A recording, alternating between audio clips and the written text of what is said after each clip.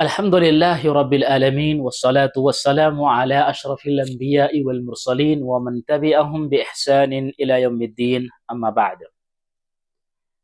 روزانہ بعد نماز عشاء درس کا موضوع چل رہا ہے 100 مختلف احکام و مسائل۔ کل 13 مسائل کا ذکر ہو چکا ہے۔ آج ایک 14واں مسئلہ آپ کے سامنے بیان کیا جائے گا، مسئلہ نمبر 14۔ اس 14ویں مسئلے میں صف بندی سے متعلق انشاءاللہ آج آپ کے سامنے باتیں رکھی جائیں گی۔ ہم دیکھیں گے کہ صف کو کیسے ملانا ہے اور کیسے مل کے کھڑا ہونا ہے۔ اس سے پہلے بھی صف بندی کے تعلق سے پچھلے دروس میں باتیں ہو چکی ہیں۔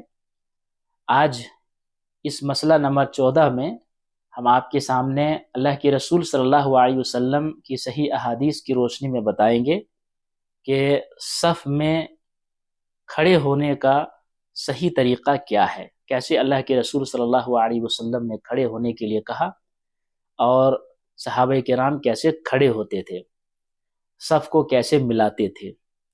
چونکہ یہ ہمارے لیے انتہائی ضروری ہے، اگر پتہ چل جائے کہ کیسے کھڑا ہونا ہے اور کیسے صف کو ملانا ہے تو انشاءاللہ باتیں آسان ہو جائیں گے۔ تو اس سلسلے میں ایک بات ہمیشہ یاد رکھیں کہ صفوں کے درمیان خالی جگہ نہیں رہنی چاہیے۔ جو صف کو ملاتے ہیں تو اللہ رب العالمین اس کے لیے اپنی رحمت کو نازل کرتا ہے، فرشتے اس کے لیے مغفرت کی دعا کرتے ہیں، اور صف میں خالی جگہ کو پور کرنے والوں کے درجے کو اللہ رب العالمین بلند کر دیتا ہے۔ اتنی بڑی فضیلت صف بندی کی ہے۔ چنانچہ سنن ابن ماجہ کی صحیح حدیث ہے، حدیث نمبر 995، عن عائشہ رضی اللہ عنہا قالت قال رسول اللہ صلی اللہ علیہ وسلم ان اللہ وملائکتہ یصلون علی الذین یصلون الصفوف ومن سد فرجۃ رفعہ اللہ بہا درجہ۔ امہات المومنین اما عائشہ رضی اللہ عنہا سے روایت ہے کہ رسول اللہ صلی اللہ علیہ وسلم نے فرمایا، اللہ تعالیٰ ان لوگوں پر رحمت نازل کرتا ہے اور فرشتے ان کے لیے دعائے خیر کرتے ہیں جو صفوں کو ملاتے ہیں، اور جو شخص صف کا شگاف پور کرے گا، کوئی خالی جگہ پور کر دے گا، اس کے بدلے اللہ تعالیٰ اس کا درجہ بلند کر دے گا۔ تو صف کے درمیان خالی جگہ کو اگر کوئی شخص پور کر دیتا ہے تو اس کے درجے بھی بلند ہوتے ہیں، اور بڑی بات تو یہ ہے کہ اللہ تعالیٰ اس کے لیے اپنی رحمت کو نازل کرتا ہے اور فرشتے اس کے لیے دعائے خیر کرتے ہیں۔ تو صف کو ملانا یہ بہت بڑی فضیلت کا سبب ہے اور بہت بڑے فائدے، ثواب اور نیکیاں انسان حاصل کر سکتا ہے۔ اب سوال یہ پیدا ہوتا ہے کہ صف کو کیسے ملائیں، کیسے مل کر کے کھڑا ہونا ہے۔ تو اس سلسلے میں انشاءاللہ 2 حدیثیں آپ کے سامنے پیش کروں گا جس میں پوری وضاحت ان دونوں حدیثوں کے اندر آ جائے گی۔ سب سے پہلی روایت دیکھیں گے صحیح بخاری کی۔ یہ صحیح بخاری کتاب الاذان کی حدیث ہے، حدیث نمبر 725، عن انس عن النبی صلی اللہ علیہ وسلم قال اقیموا صفوفکم فانی اراکم من وراء ظہری وكان احدنا يلزق منكبه بمنكب صاحبه وقدمه بقدمه۔ حضرت انس بن مالک رضی اللہ تعالی عنہ نبی صلی اللہ علیہ وسلم سے روایت کرتے ہیں، آپ صلی اللہ علیہ وسلم نے فرمایا، اقیموا صفوفکم، صفیں برابر کر لو، میں تمہیں اپنے پیچھے سے بھی دیکھتا ہوں۔ اور ہم میں سے ہر شخص، اب انس بن مالک رضی اللہ تعالی عنہ کہتے ہیں، وَكَانَ أَحَدُنَا يُلْزِقُ مَنْكِبَهُ بِمَنْكِبِ صَاحِبِهِ وَقَدَمَهُ بِقَدَمِهِ۔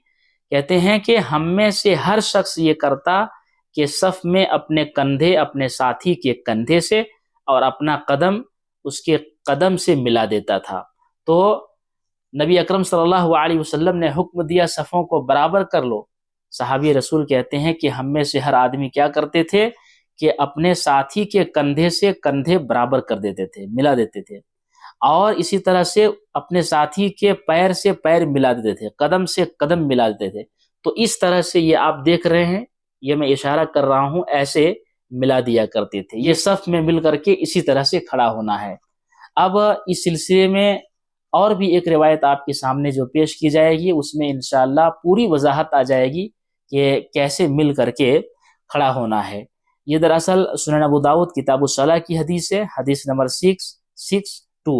حضرت نعمان بن بشیر رضی اللہ تعالی عنہ کہتے ہیں اقبل رسول اللہ صلی اللہ علیہ وسلم علی الناس بوجہہ فقال اقیموا صفوفکم ثلاثا واللہ لتقیمن صفوفکم او لیخالفن اللہ بین قلوبکم قال فرأیت الرجل یلزق منکبہ بمنکب صاحبہ ورکبتہ برکبت صاحبہ وکعبہ بکعبہ۔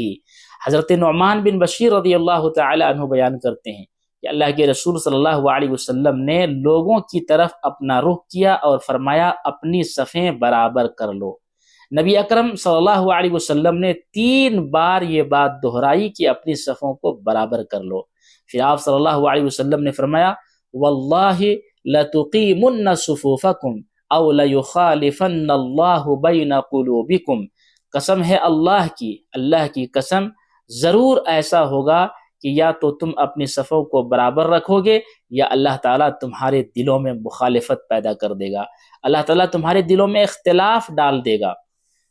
اللہ کے رسول صلی اللہ علیہ وسلم نے صف بندی کے تعلق سے کتنی اہم بات بیان فرمائی، اس کو بھی آپ غور سے سنیے اور اس وعید کو بھی آپ اپنے سامنے رکھیں گے۔ اب دیکھیے صحابی رسول حضرت نعمان بن بشیر رضی اللہ تعالی عنہ کہتے ہیں پھر کیا ہوا، فرأیت الرجل یلزق منکبہ بمنکب صاحبہ ورکبتہ برکبت صاحبہ وکعبہ بکعبہ۔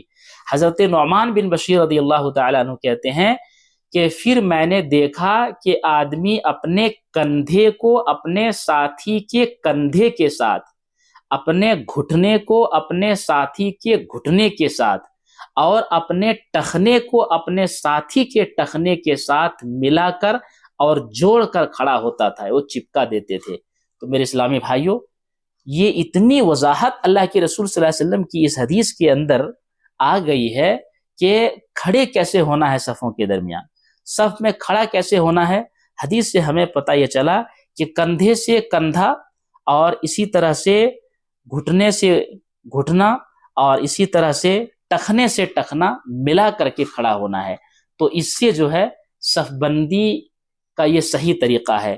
ایسے ہی جو ہے نبی اکرم صلی اللہ علیہ وسلم نے جب حکم دیا تو صحابی رسول بیان کرتے ہیں کہ نبی صلی اللہ علیہ وسلم کے حکم کو پا کر کے اب میں نے دیکھا کہ بھائی اپنے کندھے سے اپنے ساتھی کے کندھے سے اور اسی طرح سے ورکبتہ برکبت صاحبہ، اپنے گھٹنے کو اپنے ساتھی کے گھٹنے کے ساتھ اور اپنے ٹخنے کو اپنے ساتھی کے ٹخنے کے ساتھ ملایا تھا۔ یہ آپ ادھر میری طرف دیکھیں، یہ میں اشارہ کر رہا ہوں، یہ جو ہے اس طرح سے ہمیں اور آپ کو ملا کر کے کھڑا ہونا ہے، ایسے نہیں کھڑا ہونا ہے۔